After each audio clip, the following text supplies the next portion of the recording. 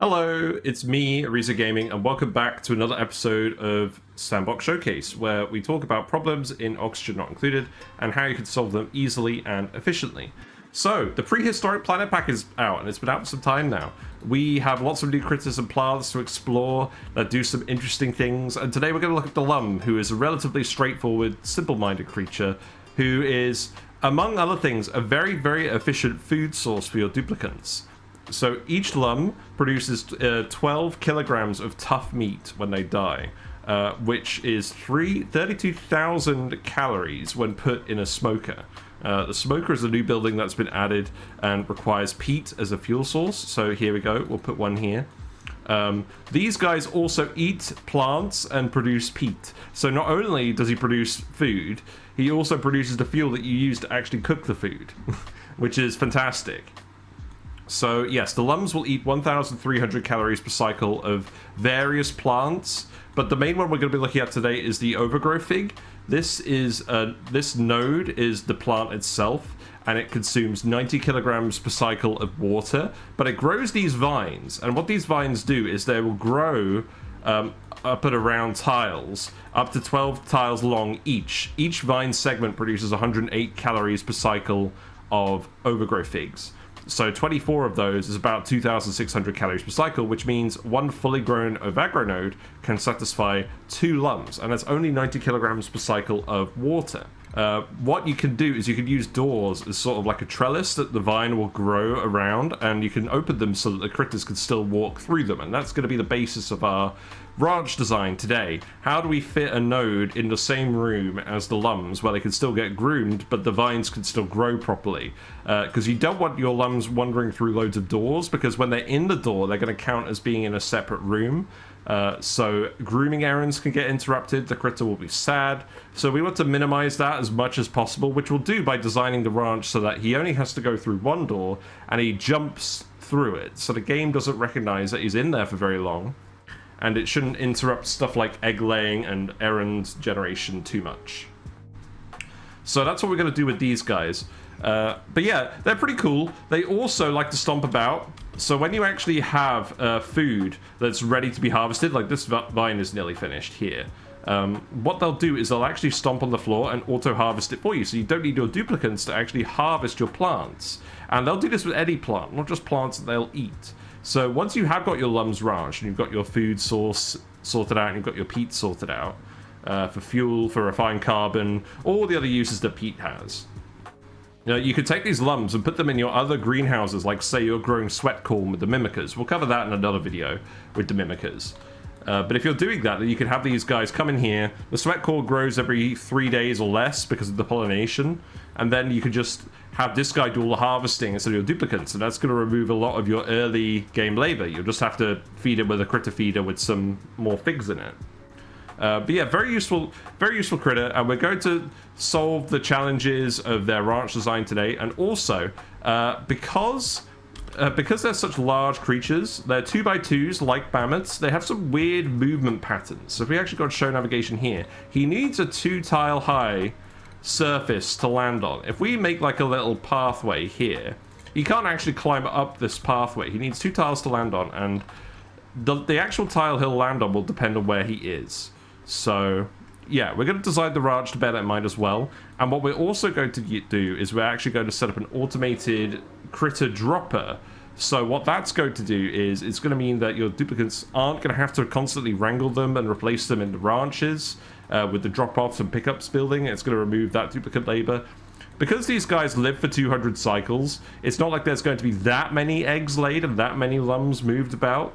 But if you have a large column of these ranches, and you totally can because they don't require that many input resources, if you have a large column of them, that can save a lot of labor.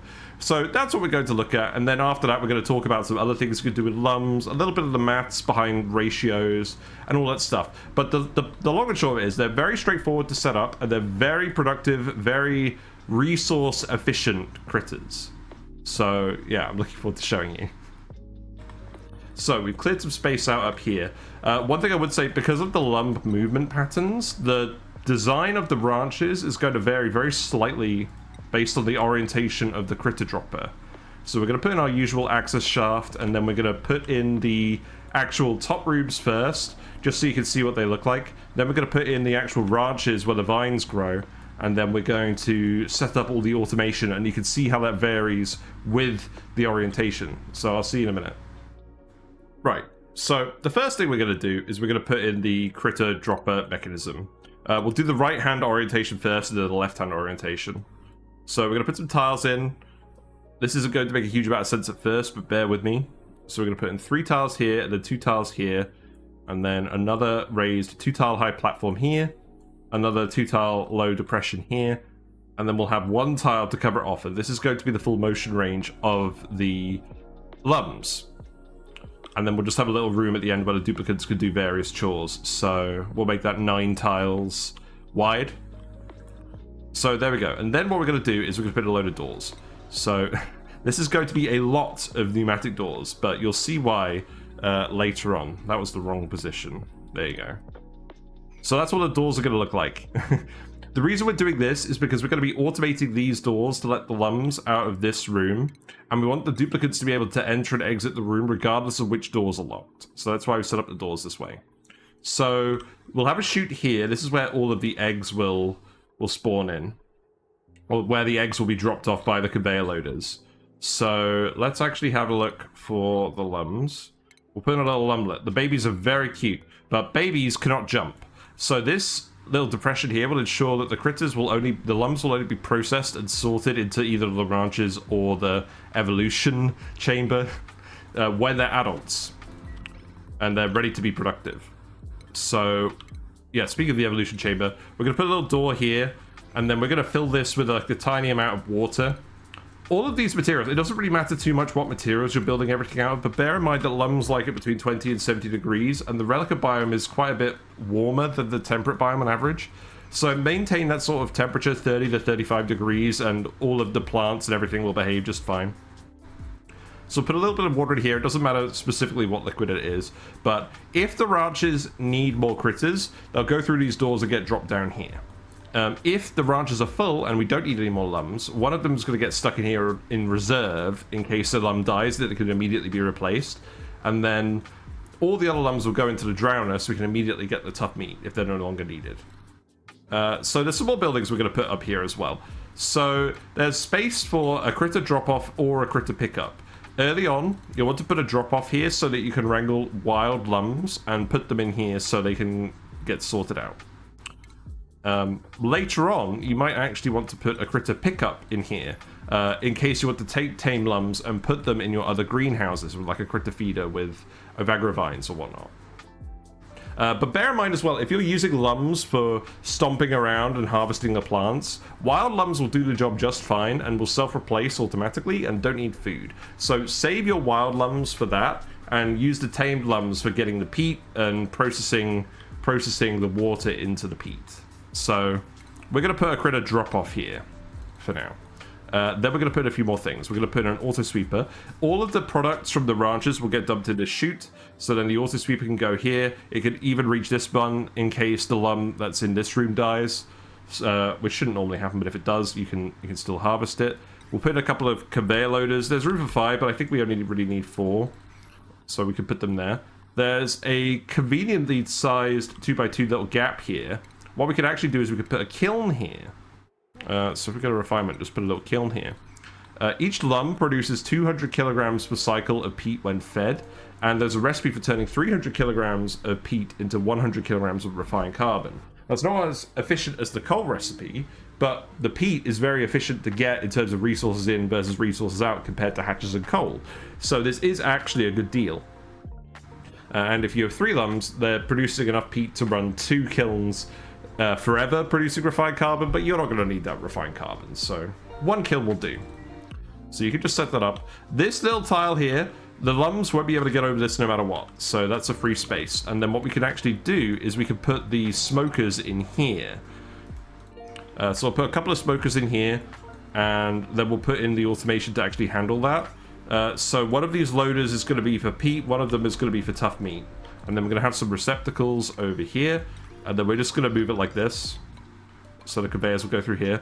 make sure that the conveyors don't go, and wires, etc., don't go through the drowning chamber, because this door is going to lock and unlock automatically. You can't guarantee that your duplicants are going to be able to access this space, so don't put anything in there that you want to modify later. So that's going to go in there. We're also going to put another auto sweeper in here. So that's going to go here, and then that can reach both smokers, because this is the tile of interest, the second one from going from the left here. And then similarly, even though the smoker takes a full cycle to process the tough meat into tender brisket, but the duplicate doesn't need to work for that whole time, but they do need to do a task to empty the smoker. So we're going to put a light in here just to make sure that that task gets the 15% lit workspace bonus, because it's going to be relevant. I don't think that's boosted by cooking, but let me know if that is the case. I'm pretty sure it's not.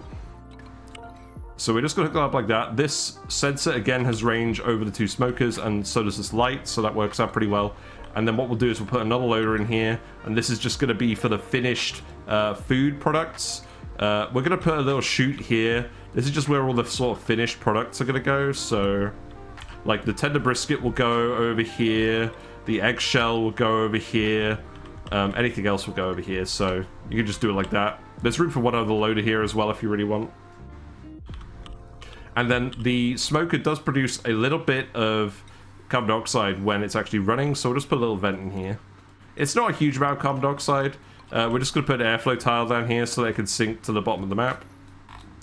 But one thing to bear in mind as well, Ovagro nodes don't overpressurize at all. They need an atmosphere, but they can't overpressurize. So you can have a massively pressurized area full of carbon dioxide if you seal it off with liquid locks or whatever. It is possible. Now, we can power everything with a peat burner if we really wanted, but I'm just going to plug this into a dev generator just to show you. Just to show you how it works. It doesn't really matter what you do for the wires here. None of these buildings require this much power. Regular wire will be fine for all this unless you have a particularly large tower. And that's more or less what this sort of setup is going to look like.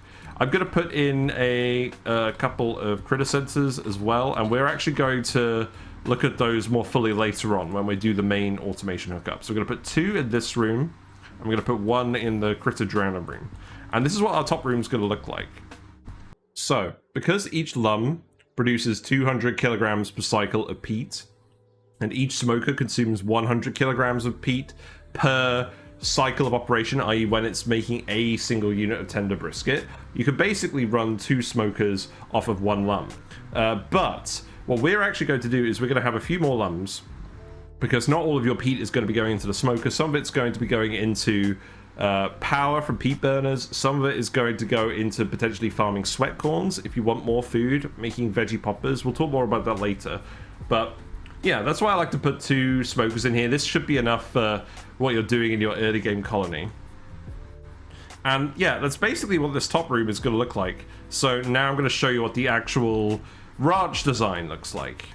So the ranch design, I've tried to make it so that there's as little mirroring as possible needed, or as little changes in design needed with mirroring. But the dropper automation is going to be the main thing that does change with mirroring.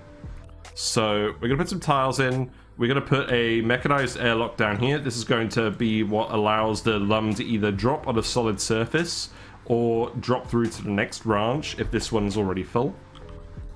We're going to put the grooming station up here, and this is where the ranching errand's going to go. And now we're actually going to sort out the Ovagro vine. So let's put in a hydroponic farm. We'll put it 4 tiles away. So we'll put the tiles in for now, and then 6 tiles along here. This is going to go up, or like this. So it's going to go up like this, and then we can just put the vine here. And what we're going to do is we're going to use the doors as a trellis, and we're going to position them so that the tile above the hydroponic farm tile is open. So the node is going to take up these 2 tiles, and then there's 2x6, 12 tiles for the vine to creep up here. So it's going to fill this gap nicely. And importantly, this is all going to count as one stable. So the lum can be in here eating from the vine, but it's still going to think it's in the stable despite all of these doors. And then when the duplicant calls it for the grooming errand, they can just come through these doors. But what we're going to have to do is we're going to have to open these 2 doors at a minimum. But you may as well just open all of them. Why not?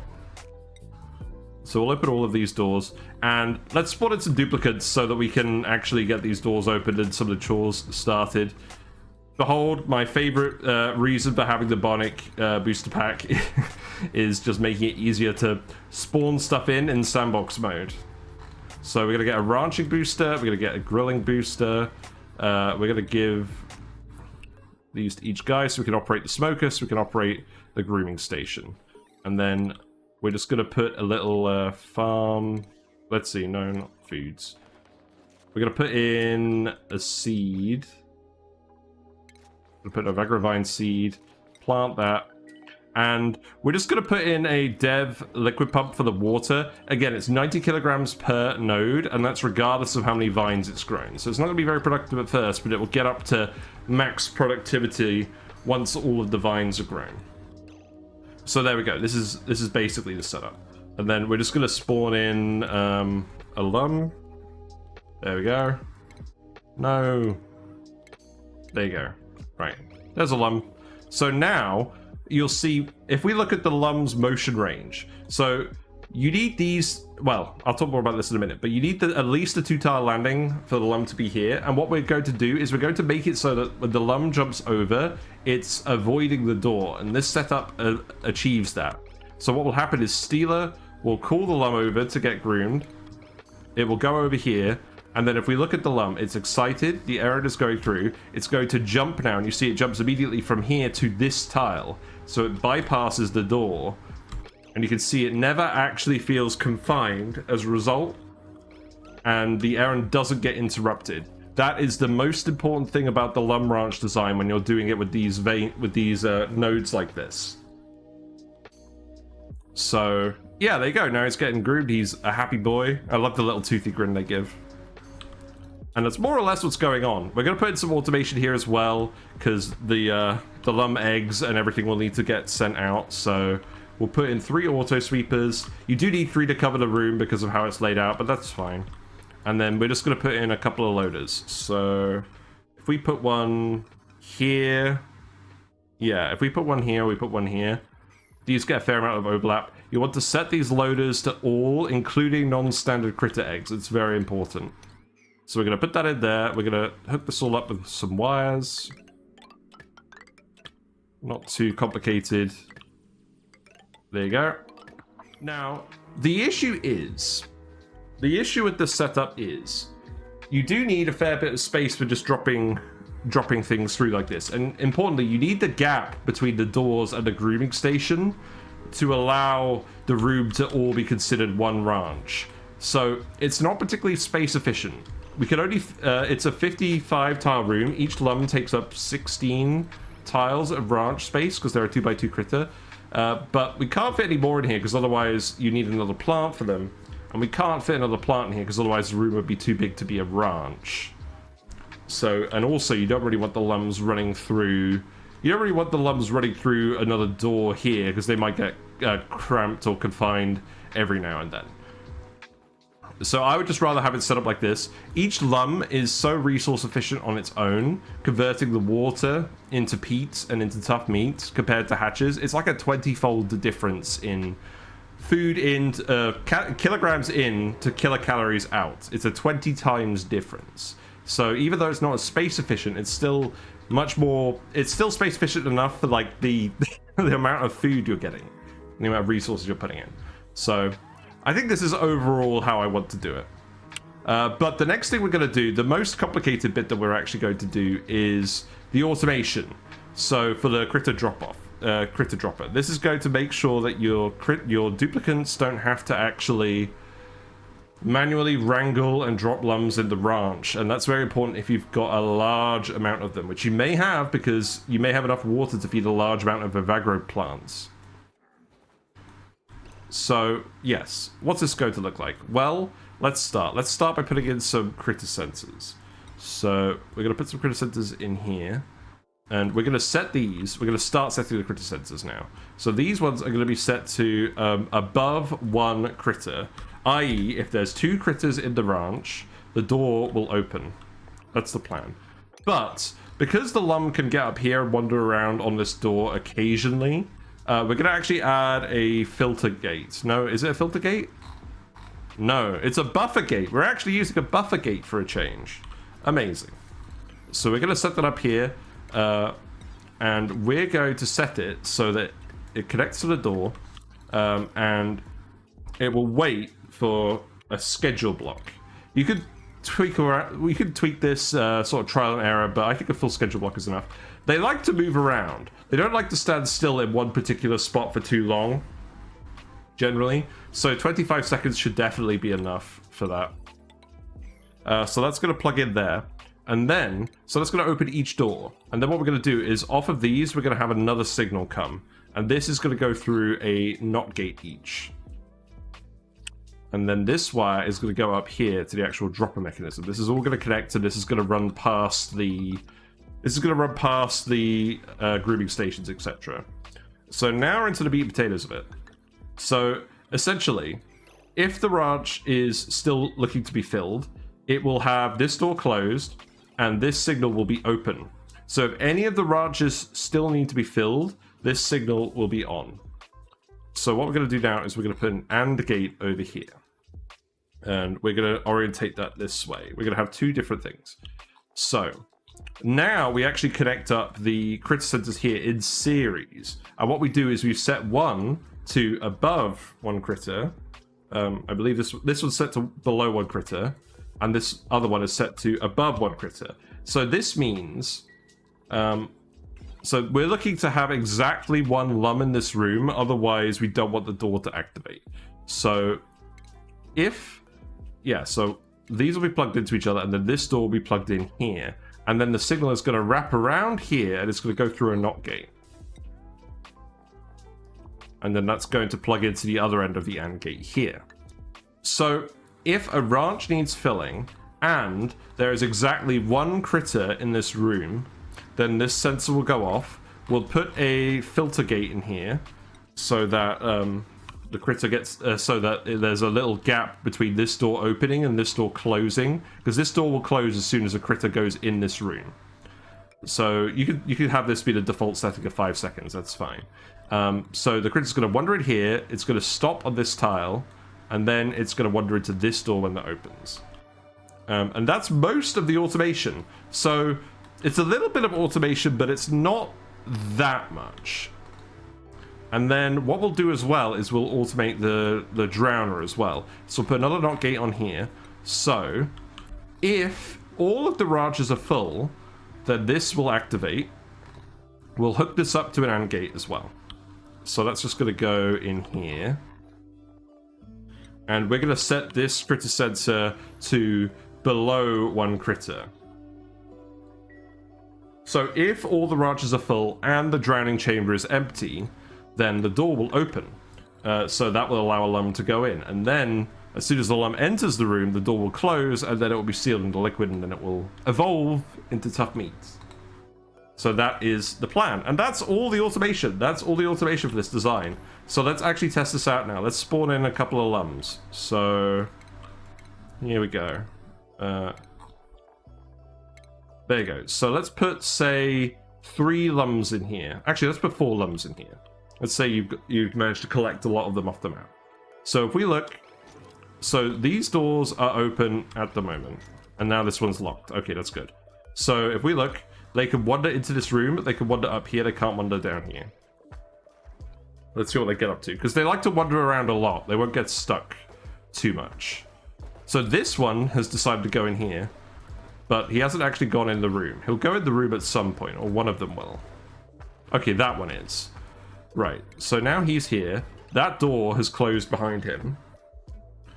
And then we'll wait another 5 seconds for the buffer gate to activate, or the filter gate to activate. Then this door will open. Because the Lumbs love to wander, he'll go in here. And then, because he's in this door now, he's no longer in this room, so the door will shut. And that will actually push him. That will push him through these doors, and then he'll land on the mechanized airlock. And now that the room is full of critters, this door opens, but he can still stand on it. That's important. So now the Lumb's getting pulled over. He's going to get groomed. So that's good. The next Lumb is in here already. And now that door's going to open. He's going to wander through. And because this mechanized airlock is open, he's going to get pushed into the next room. And there you go. It's as simple as that. So now we have 2 Lumbs left. And the door for the drowner has opened because there's no need to dump any more Lumbs in the ranches. So we'll see which one decides to get wet. This one's gotten wet. Okay, so now the door's going to close on top of him. And now he's going to drown. Which is actually what we want in this case. So that's fine. And then the other Lumb gets to play around on top. If we speed up just a little bit, we'll see that he's going to come and wander over here. He will get trapped in this room. He will be confined, but because Lumbs live for so long, this really isn't an issue regarding self-replacement or anything. And this door, importantly, is going to stay locked because this signal is now red. So this Lumb is going to wait patiently for the next Lumb to die, and then that Lumb will immediately be dropped into the ranch. So we'll have constant uptime with all of these guys. Now the plants aren't growing because it's a little too cold because I deleted all of the hot materials in the area. So we're just going to heat it up just a little bit. That was probably slightly too much heat, but yeah. This is basically it. This is the full setup. You can extend this column as far down as you want with Lumb Ranches. The main constraint is just going to be throughput of peat through a conveyor rail. If you think you're going to get more than 20 kilograms per second of peat, so bear in mind, each Lumb is producing 120... No, oh god, what is it? Each Lumb is producing 333 grams of peat per second. So 3 Lumbs is producing 1 kilogram per second. If you have 30 of these in a tower, 60 Lumbs, you're going to have 1 conveyor rail full of peat. So if you're going to have anywhere less than 60 Lumbs, this will work just fine. And if you have more than 60 Lumbs, for some reason, use multiple conveyor rails. You can send one back this way as well and just have a separate chute. You can shuffle some stuff around in these rooms. But yeah, that's the setup. So now, very quickly, what I'm going to do is I'm going to duplicate this on the other side, and I'll highlight the differences, and we'll come right back. So, we're back. We built everything for the left-orientated design that can be mirrored exactly. So you can see with the Lumbs in here, the Lumb is being called up to the ranching, the grooming task again, and you can see that when they jump, you can see that their path is now going to completely avoid the door. So again, if we just hover over the guy, he's excited, he jumps, he's not confined at any point, the errand doesn't get interrupted. That's why I like to do it like this. I'm pretty happy with that. But in terms of the bits that actually do change slightly from the mirroring, the dropper mechanism over here changes, but let's also just change this room very quickly. There's only one small change you would want to make to the peat room, the smoker room. You'd put the auto sweeper here, and the light sensor has to go here, because again, the tile of interest is over here. So you're going to want to put that there, you're going to want to put the light on the other side, and then you're going to want to put the loader over here. And then that's going to connect up that way. So just plug all this stuff in here, put in the automation wire here, and then that's all good. And then the vent for the actual smokers could go here, and that's going to look exactly the same as in the other orientation. It's not even mirrored. It's just going to look like that. And then that's all good. And then just make sure to put the airflow tile in again. You can put them either way. That's fine. So yeah, that's sorted there. And then the critter sensor could go here. And then we can fill this with a little bit of water again. And here comes the actual interesting part. Here is where we're actually going to change up the automation very, very slightly because of how the AND gates work and everything. So let's start at the bottom and work our way up. So these arrangements are going to be more or less the same. You're going to want to set the buffer gates to 25 seconds again. Again, feel free to play around with that number a little bit. And what we'll do is this signal is going to go here to the door, and then we're going to put the NOT gates over here. So it's exactly the same. It's actually the exact same signal. It looks slightly different in the wiring, but it sends the exact same signal either way. So that's going to go there. We're going to send that automation wire up directly over here.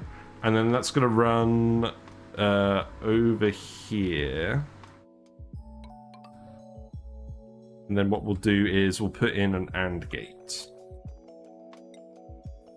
So that AND gate we can put in here. What we will actually need to do is, because of where the loader is, we're going to need to move it around here. And then this one's going to come underneath here.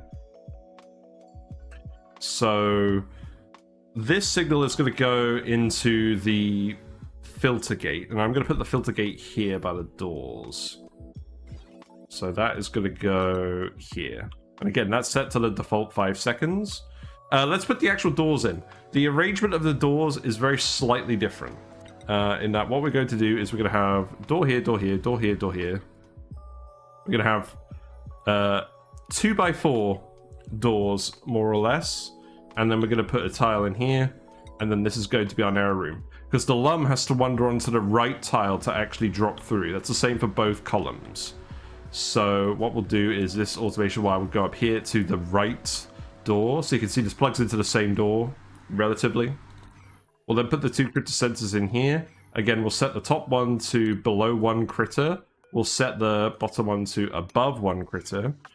And then we'll hook those up, connect them together, and then the bottom one will go into this door here.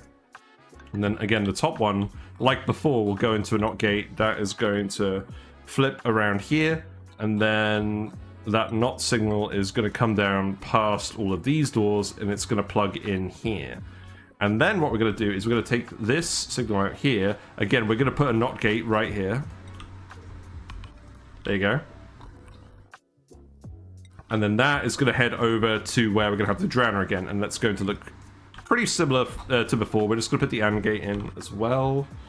That's going to go here in this case, and then you can just plug the critter sensor in here and the door in here. And again, make sure the critter sensor is set to below 1 critter.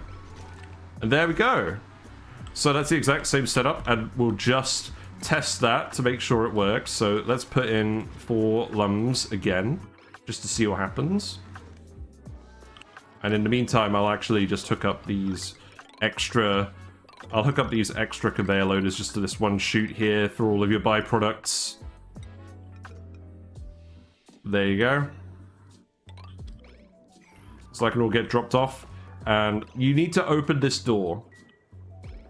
Do feel free to open this door. The reason we've got these doors here is so that duplicants can wander into the room regardless of whether this door is locked. That's why this far left column of doors is here that you wouldn't otherwise need. And same for this, really.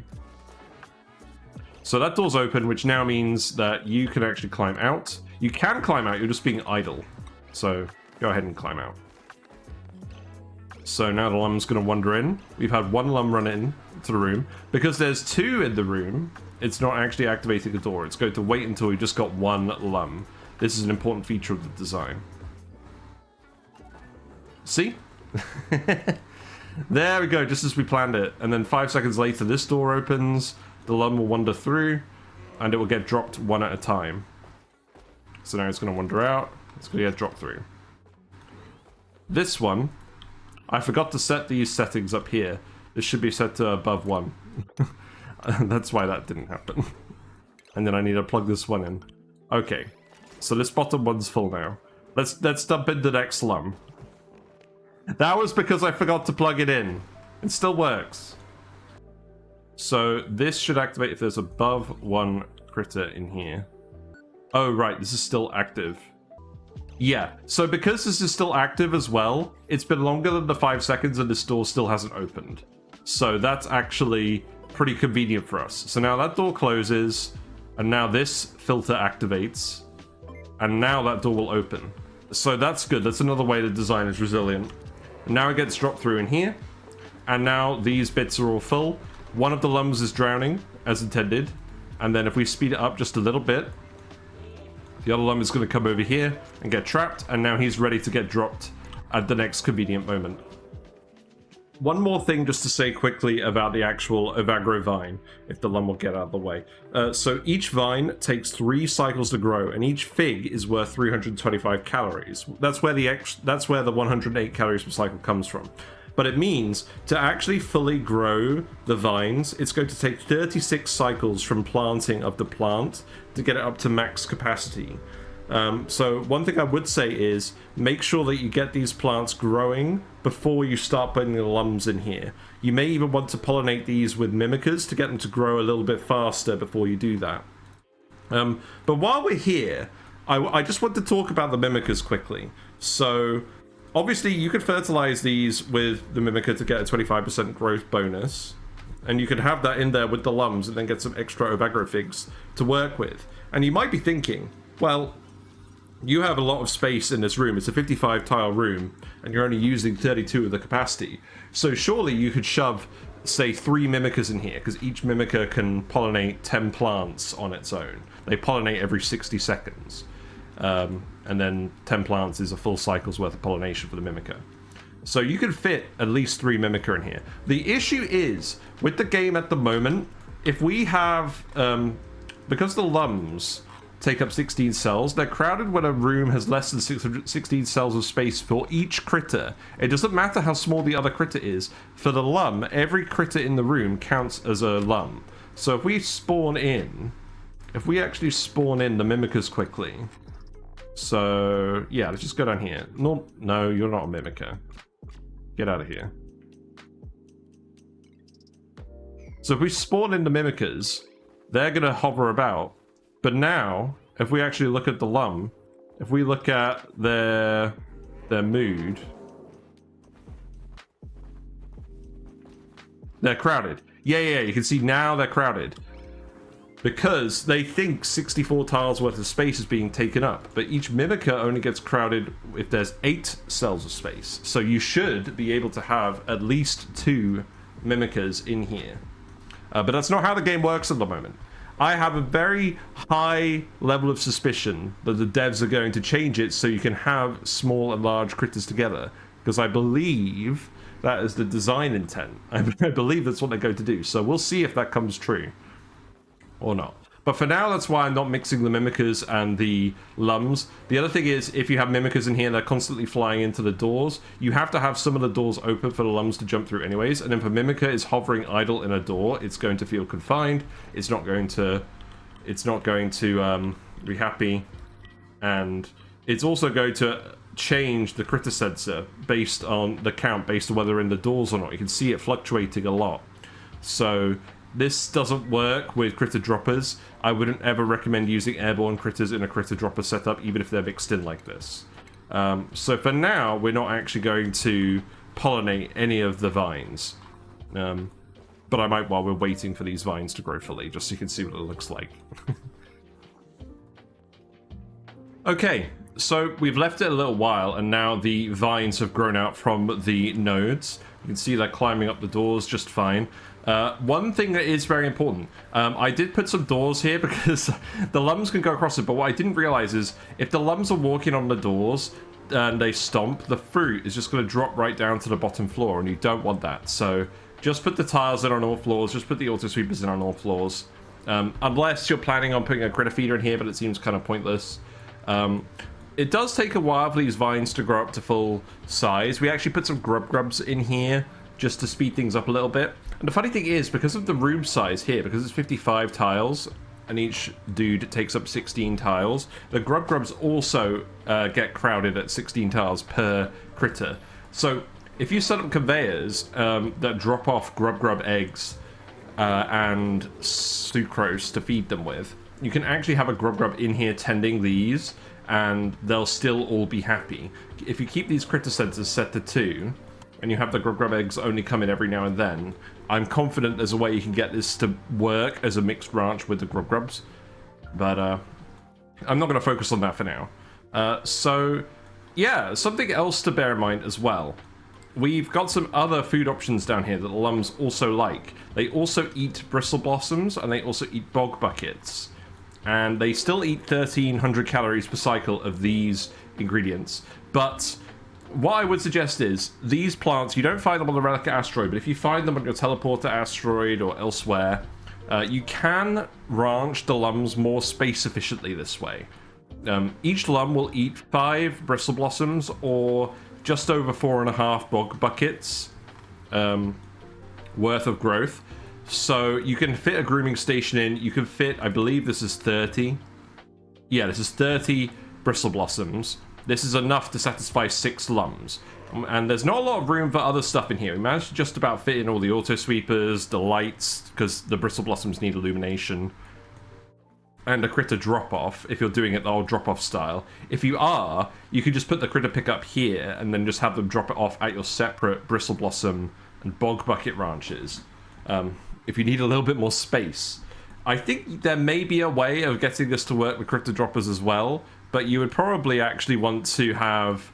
You probably want to have only 5 Lumbs in here, and then have the dropper stuff go to the side. But you can keep it all at a nice flat level. You don't have to worry about a step up and a step down. You don't have to worry about the doors. So if you have access to these plants, it can be worth doing. It's a little bit less water efficient. So when the Lumbs are fed from an Ovagro vine, they're consuming 45 kilograms per cycle of water each. Whereas with the bristle blossoms, 5 bristle blossoms requires 100 kilograms per cycle of water. So it's very slightly more water, but the Lumbs are still efficient enough that it's not actually going to matter. With the bog buckets, it does make a bit of a difference. Obviously, you don't need the lights in here because they need to grow in darkness, but you're feeding these twice as much polluted water. Each plant takes 40 kilograms per cycle. Although the Lumbs don't need to eat quite as many, this more or less leads to about 186.6 kilograms per cycle of polluted water. So if you have a polluted water vent, this is a pretty good option because then it means you're not having to sieve all of your input water for the plants. You can save on your filtration medium. But I probably wouldn't do this unless you had polluted water vents on your asteroid that you're planning on using. Or perhaps if you've got a load of heavy industry and you're generating a lot of polluted water that you would otherwise be filtering to look after these Lumbs. Both of these are pretty decent options. Both of them can fit more Lumbs per unit of map space than these ranches, but you're going to be doing this early on because this is what's available on your asteroid. You're going to want to get the Lumbs going as soon as possible so that you can actually get your peats going for your initial power generation, for your refined carbon, and all that stuff. And it is still technically the most water efficient option, and you don't need that many Lumbs. I ran a pretty big colony with just 6 Lumbs, and that was absolutely fine. So, yeah, take it with a pinch of salt. But yeah, you can see he's stomping here. He's giving it a good old stomp. And then the fig will fall to the floor and then he can eat it. But, okay, in this case the other one eats it. But yeah, if you have it as doors here, they just fall through. So don't do that. Don't do that. I was naughty earlier. So, some other topics to cover. So, with the peat, you can run it in the peat burner. 1 Lumb can run a peat burner for 1/3 of its normal uptime. So that's going to provide 160 watt, and it's going to produce 40 kilograms per cycle of polluted water and 8 kilograms per cycle of carbon dioxide. Now you'll notice you can feed, one of these plants will feed 2 Lumbs. So with 2 Lumbs, you've got 2/3 uptime, 320 watts, and 80 kilograms per cycle of polluted water. Now this thing only eats 90 kilograms of regular water. So you can actually, if you're burning the peat in a peat burner, you could recycle most of the water you're using to actually grow these guys, which is pretty impressive. And you do get a little bit of carbon dioxide, but that's fine. One other thing you can do, you can grow sweat corns with peat. So we do have some sweat corn plants somewhere on this map, I believe. Yeah, here's one. So these need to be pollinated with the mimica. Each sweat corn, they need feeding with 10 kilograms per cycle of peat. So 1 Lumb can actually look after 20 plants of sweat corn. These need to be pollinated to actually grow.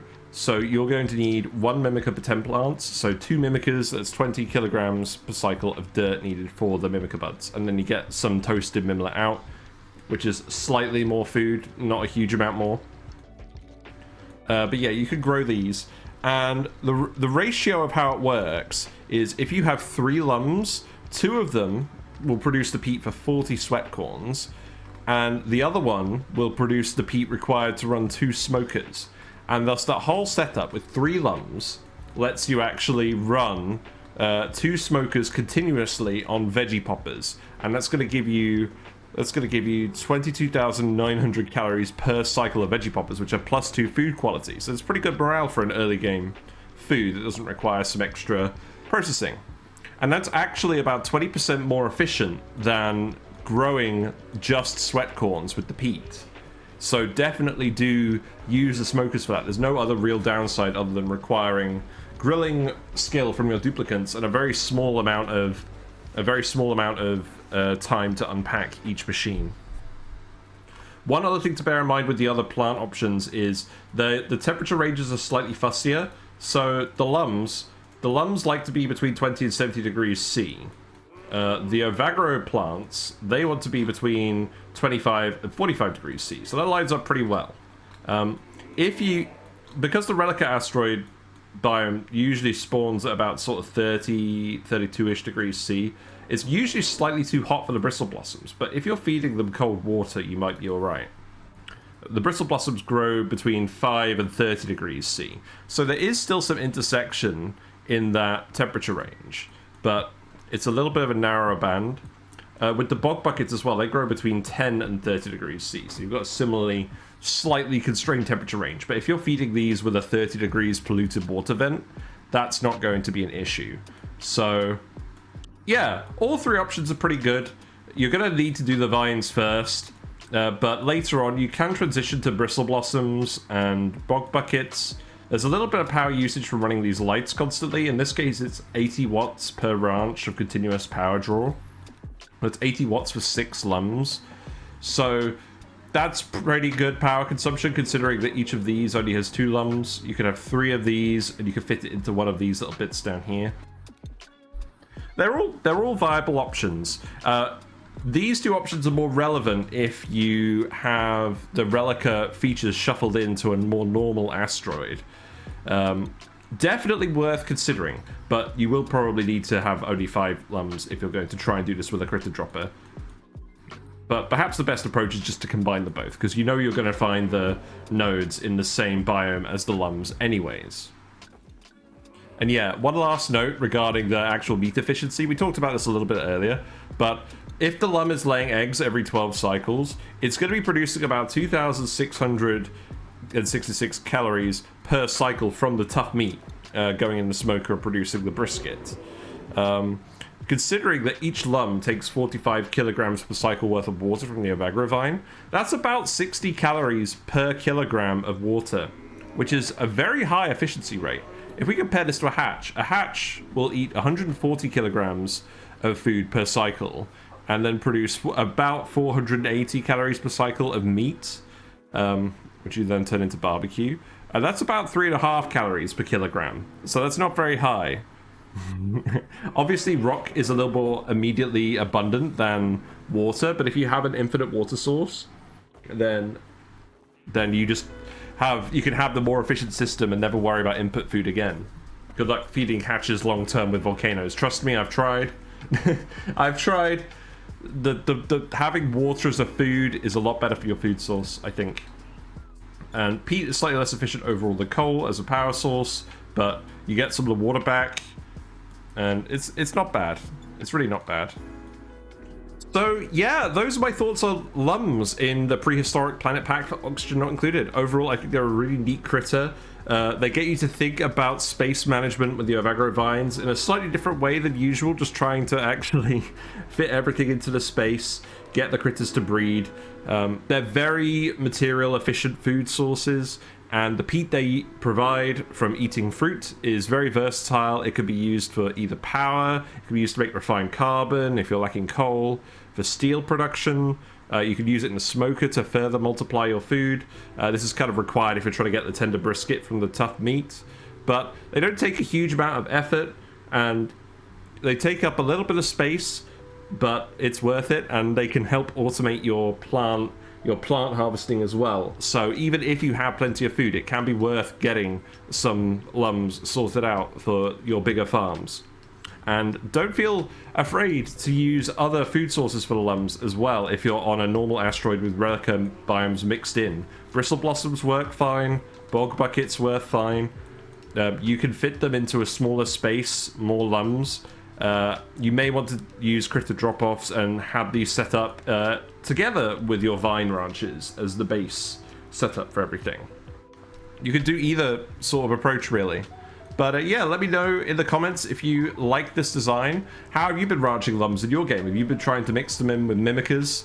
I think mixing them in with grubs could actually be really helpful, especially with this ranch design. You even get the higher pollination rates. You get more figs. You could use them for mixed berry pie if you feel like it. If you've got grubs, you can probably get some grub fruit going as well for that mixed berry pie. But yeah, I've been having a lot of fun with the Prehistoric Planet Pack. We've been playing it on Twitch. We've done both the lab seed and blowing up the meteor before it lands. And I'm really happy with the DLC. I really like the new critter synergies. I think there could be a bit of an update to do with critters of different sizes sharing the same ranches. So don't expect a Dartle Rex video anytime soon until I know what's going on with that. But overall, I'm really happy with it. But yeah, thanks for watching. There'll be more videos like this coming out soon. Take it away, Whiskers. Bye for now. Whiskers sends thanks to the following Twitch subscribers and YouTube members: 999999999, Ayla Ivo, FRD. Lagbot 30,000, Quantum Zari, Stinger's Playground, Sweet Danger Kitty, Uglavisk, and User 4101.